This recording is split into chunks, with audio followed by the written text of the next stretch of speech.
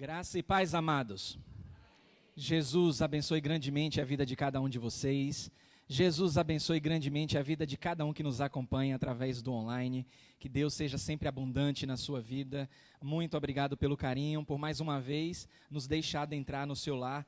Você que não pôde estar conosco, você que mora em outro estado, outra cidade, você que é da IBE e também está trabalhando em outro estado, outra cidade, que Deus abençoe grandemente sua vida. É um prazer poder compartilhar a palavra do Senhor também nesse recurso online, através do canal oficial da nossa amada igreja. João 1, a partir do versículo 11. A Bíblia diz assim, palavra do Senhor. Veio para o que era seu. E o que aconteceu? Olha só, os seus não receberam. Se ele veio para o que era seu, então a gente consegue conceber de que Jesus faz parte da família. E ele vem para aquilo que é seu. Isso me faz lembrar quando Moisés subiu ao monte e o povo de Deus tinha acabado de sair, depois de 400 anos escravo nas mãos de Faraó.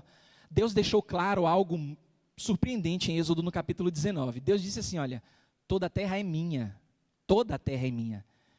mas eu escolhi um povo de propriedade exclusiva, e escolhi o povo judeu para alimentar esse povo, para trazer a sua palavra, as leis e toda uma ordem para esse povo. E ao longo de toda a Escritura, Jesus se identifica com esse povo. Jesus é desse povo. A Bíblia declara que ele veio para o que era seu, e os seus não receberam.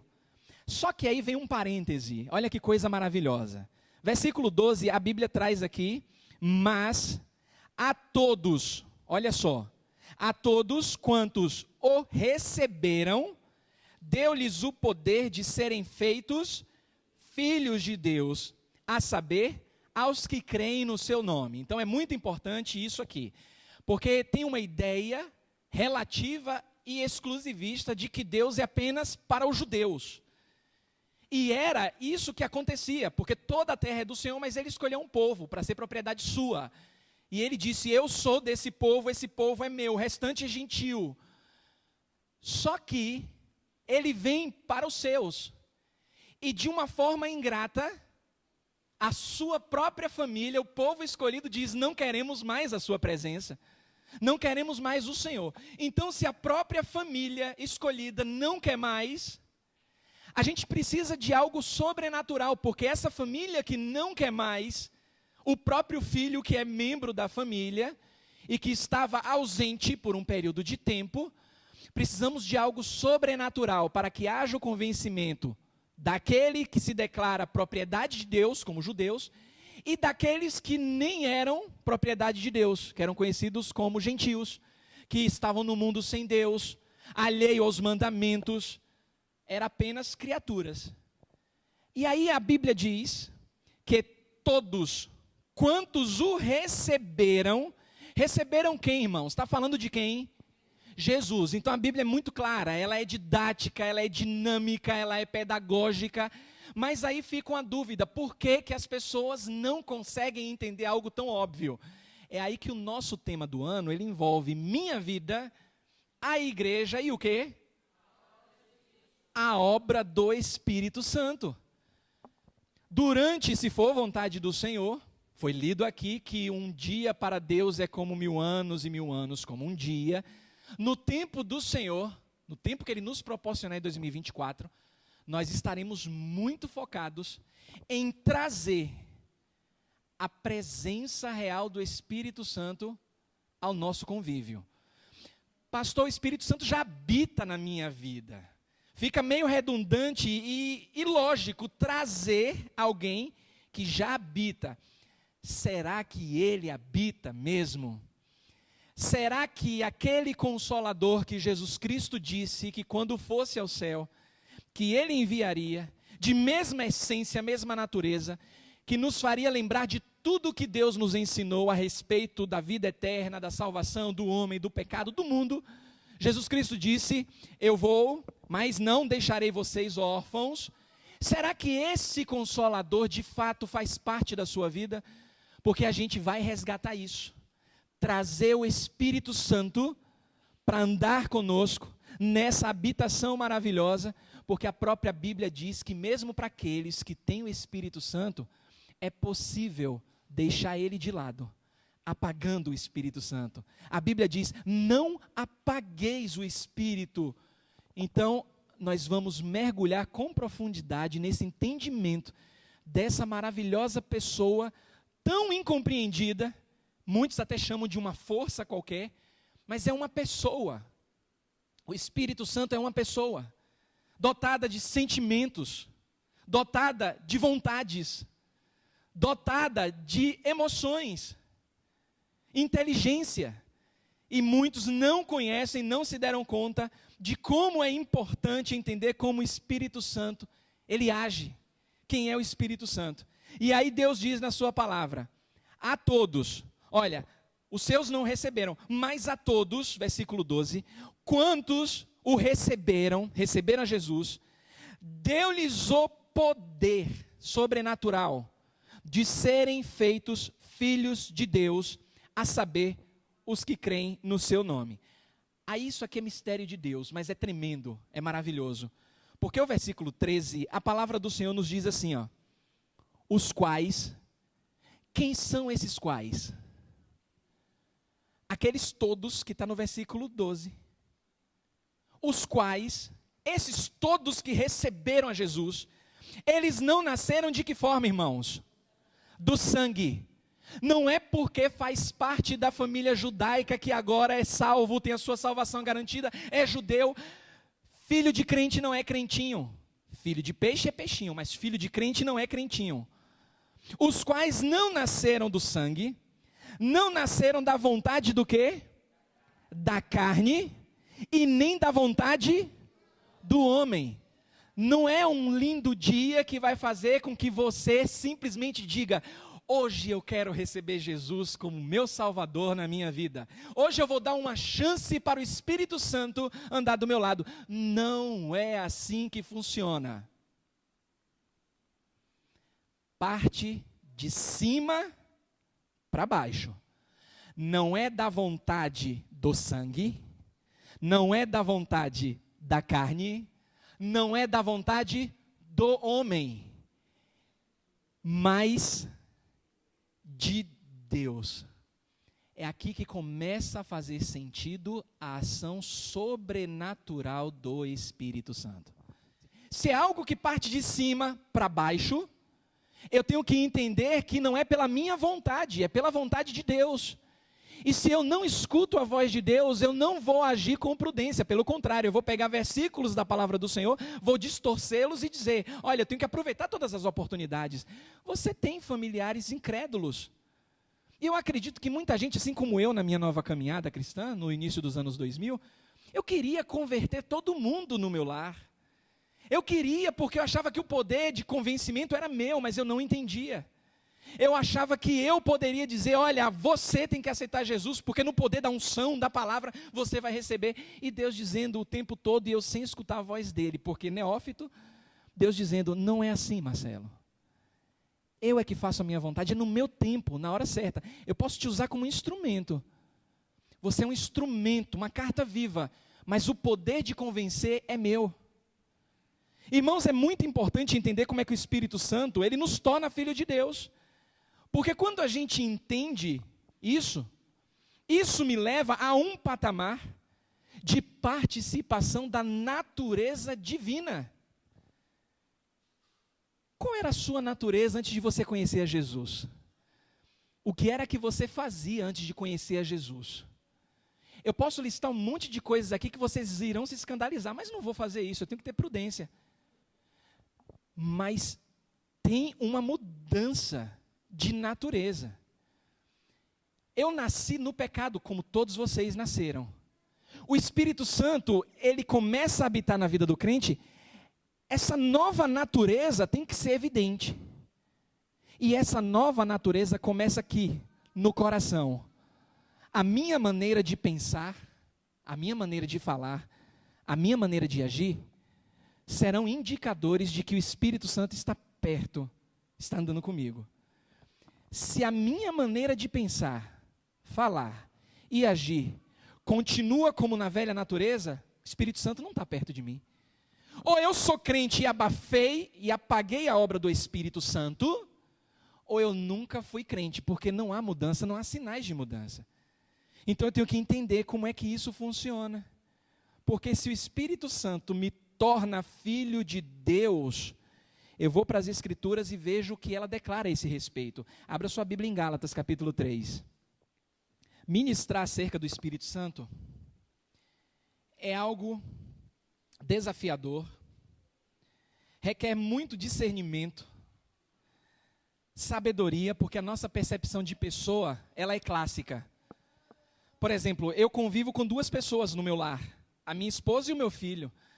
A minha percepção de pessoa, ela é clássica, daquilo que eu estou vendo.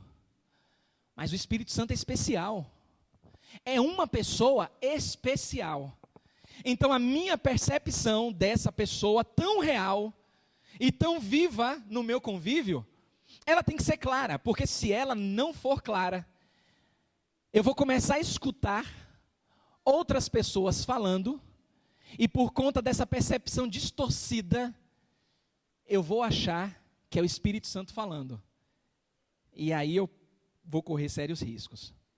A Bíblia nos revela em Gálatas no capítulo 3, a partir do versículo 26. Você tem? Diz assim a palavra do Senhor: porque todos sois o quê? Mas não de qualquer forma. Você já escutou alguém dizer que Deus é pai de todo mundo? Mas a Bíblia está dizendo, vocês todos são filhos de Deus. Aí, pastor, está dizendo. Mas continue, o versículo diz o quê? Então, pera lá, a Bíblia é exclusivista. É sim. Antes que você interprete de que Deus faz acepção de pessoas, isso não é verdade. Deus não faz acepção de pessoas. Mas uma coisa precisa ser muito bem esclarecida. Deus faz separação entre pessoas. E isso aqui tem que chamar a nossa atenção. Porque a Bíblia, a palavra de Deus diz que todos nós somos filhos de Deus, mas pela fé em Cristo Jesus. Porque todos, olha só, todos, quantos fostes o que, irmãos? Batizados em quem? Em Cristo, já vos revestistes de Cristo. Então, olha só, Cristo é o foco, Cristo é o centro, não eu, mas Cristo, tudo por Ele, por meio dEle e para Ele. A Bíblia declara que pela fé em Cristo, eu sou batizado. E isso acontece com uma ação poderosa do Espírito Santo, que me garante na palavra que sou filho de Deus. Agora volte um pouquinho, vá para Romanos capítulo 6. Romanos 6, versículos 3 e 4. Ou não sabeis que todos quantos fomos batizados em Jesus Cristo, fomos batizados na sua morte, de sorte que se fomos sepultados com Ele pelo batismo na morte, para que, como Cristo foi ressuscitado dentre os mortos, pela glória do Pai, assim, o que é que diz aí na Bíblia? Não podemos andar mais de qualquer forma. Não tem como. E isso aqui faz separação. Não é acepção. Eu não posso dizer que eu conheço a Jesus, que o Espírito Santo tem uma obra maravilhosa na minha vida, mas o meu comportamento, ele continua a mesma coisa. Não houve mudança, então não tem alguma coisa errada. E não é com Deus, não é com a palavra, não é com Jesus, não é com o Espírito Santo.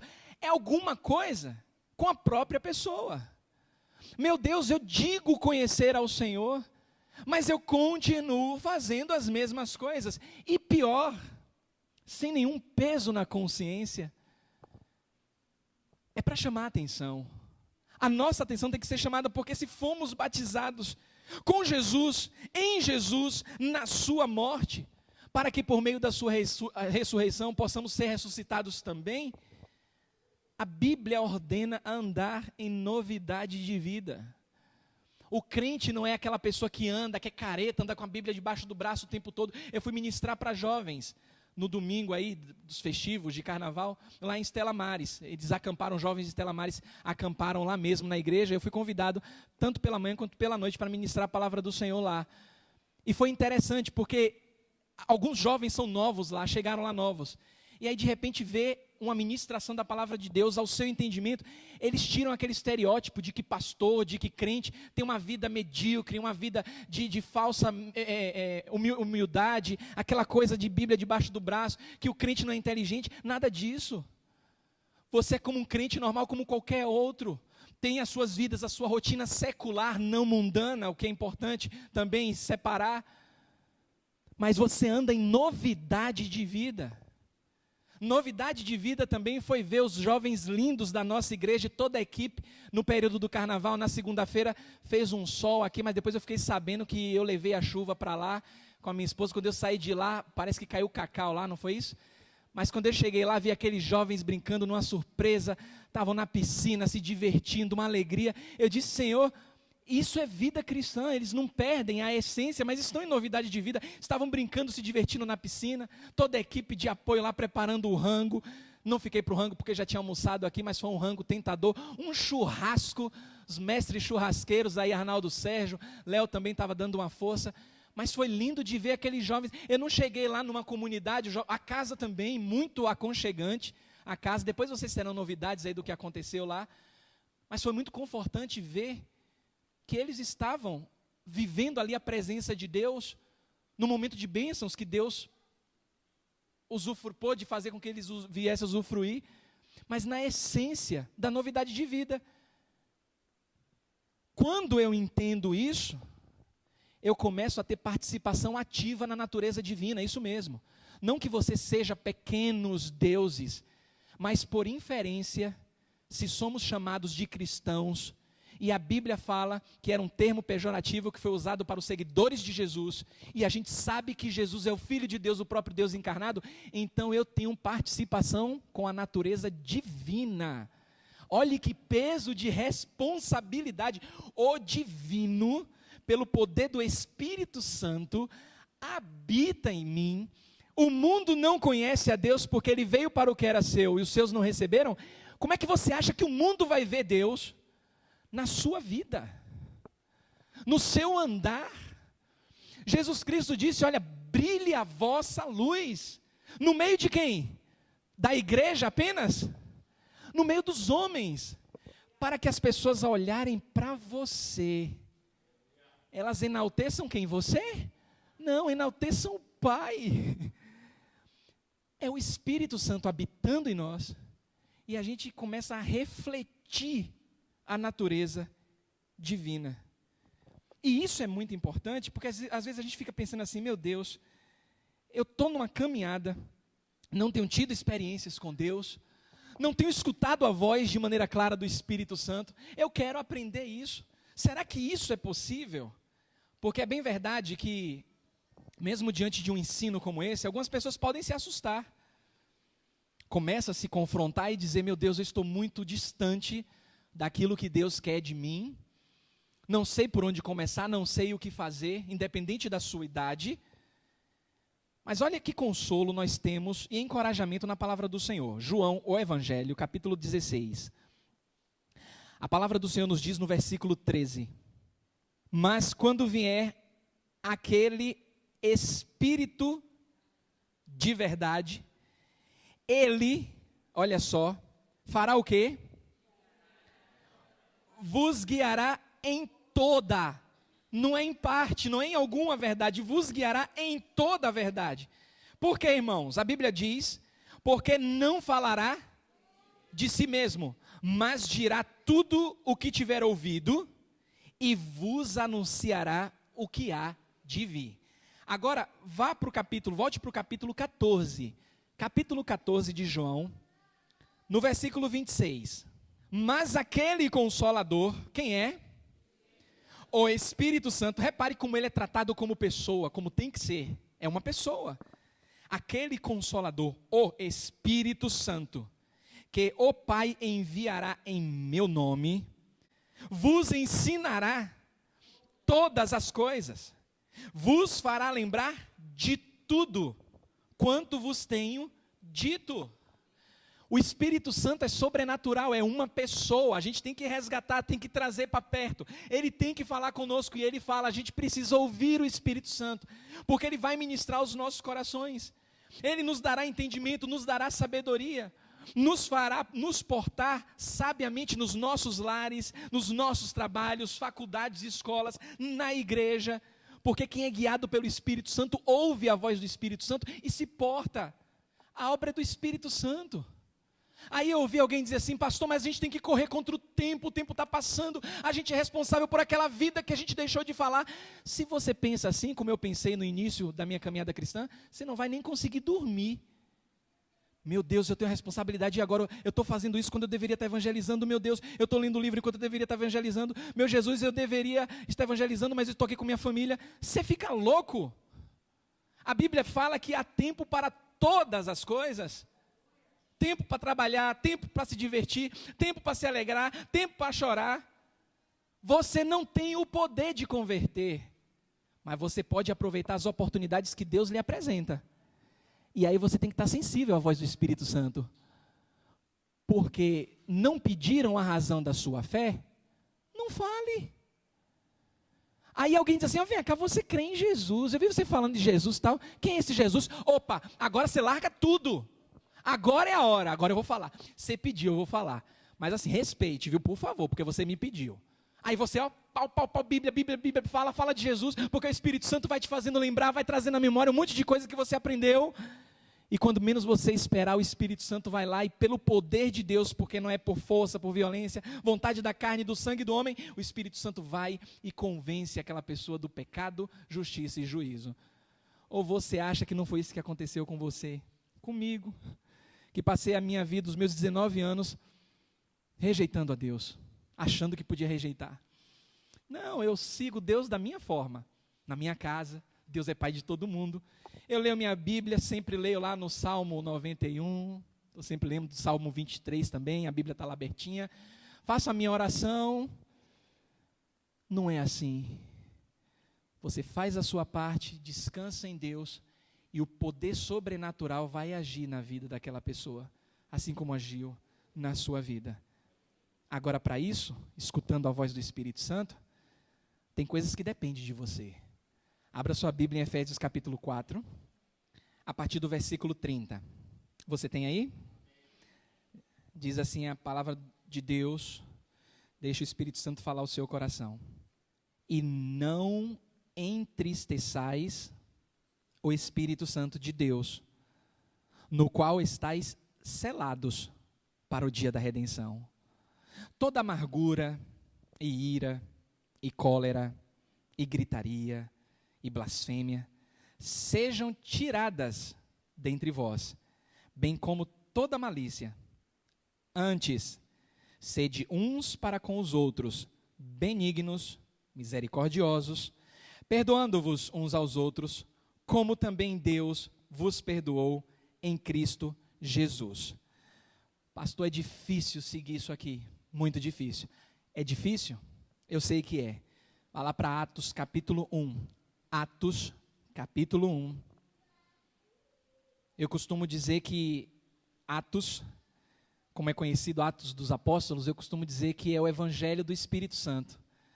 São atos do Espírito Santo, num livro histórico maravilhoso, escrito por um médico, próprio Lucas, mas que foi guiado pelo Espírito Santo. Atos 1:8, mas recebereis, olha o que você vai receber, poder. Poder de quem? Do Espírito Santo, que há de vir sobre vós. Poder para quê, irmãos?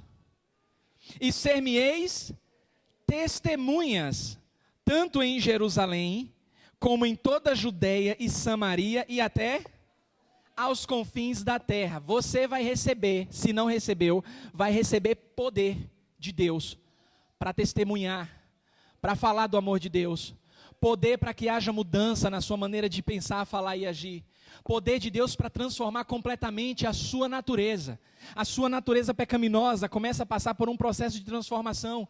E você se enquadra agora na natureza divina, porque o Espírito Santo habita em você, o Espírito Santo caminha do seu lado, o Espírito Santo é uma pessoa e ele a cada dia vai ministrando ao seu coração. Mas para isso, intimidade. E você não consegue, não se engane. Não é porque estamos falando de uma pessoa divina que você vai adquirir intimidade assim, num passe de mágica. Não é assim. Deus já te conquistou pelo sangue de Jesus que foi derramado na cruz e o Espírito Santo que habita em você. Agora precisa desenvolver intimidade. E isso não acontece da noite para o dia. Você precisa se tornar íntimo do Espírito Santo. E isso leva tempo. Deus está fora do tempo e também no tempo. Mas nós estamos presos no tempo. E no tempo que nos resta, até a volta de Jesus, desenvolva intimidade com o Espírito Santo. Você tem intimidade com alguém, um amigo, uma amiga, seu pai, sua mãe, seu filho. Desenvolva intimidade com o Espírito Santo, a ponto de você simplesmente não dizer mais para Deus o seguinte: Senhor, me perdoa qualquer coisa, me perdoa os meus pecados. Mas quando você tem intimidade com Deus, por meio do Espírito Santo, você diz assim, Pai Santo, me perdoa porque eu fiz isso, eu falei dessa forma, eu pensei assim. Quando você expõe isso, o Espírito Santo de Deus se alegra, perdoa o seu pecado e começa a caminhar contigo em intimidade e amor. Pai Santo e querido, obrigado, Jesus. Bendizemos o teu santo nome. Maravilhoso é o Senhor, porque se faz presente aqui no nosso meio. É uma jornada que nós estamos inseridos, Senhor, e que tem um propósito muito bem definido, até porque o Senhor nos salvou para nos dar a vida eterna. Mas se ainda estamos aqui, mesmo sendo salvos, é porque o Senhor está transformando o nosso caráter. Estamos passando por uma espécie de escola espiritual, onde precisamos desenvolver maturidade, sabedoria, simplicidade e entendimento para escutar a Tua voz e seguir os Teus passos. O Senhor começou uma obra em nós. Não completou ainda, porque a Tua palavra fala que o Senhor vai completar até o dia de Cristo Jesus. Então, obrigado, Senhor, porque essa obra já começou e precisamos agora desenvolver intimidade com o Senhor. Nos faz conhecidos, Senhor, nessa terceira pessoa da Trindade maravilhosa, que é o Espírito Santo de Deus. É difícil para a nossa mente compreender como é que um Deus são três pessoas, mas a gente aceita, porque esse entendimento, essa capacidade de entender o sobrenatural, a nossa mente ela é limitada, a gente precisa do Senhor. Então, se apresenta para nós, meu Deus, nas etapas que precisamos para conhecê-lo de forma gradativa, mas sempre um passo de cada vez, porque é bom demais conhecer ao Senhor na pessoa do Espírito Santo. Muito obrigado, Pai Santo, por este momento. Obrigado por essa palavra ministrada aos nossos corações. Nós te agradecemos, ó Deus, no nome do teu Filho Jesus, na dependência do Espírito Santo. Amém e amém.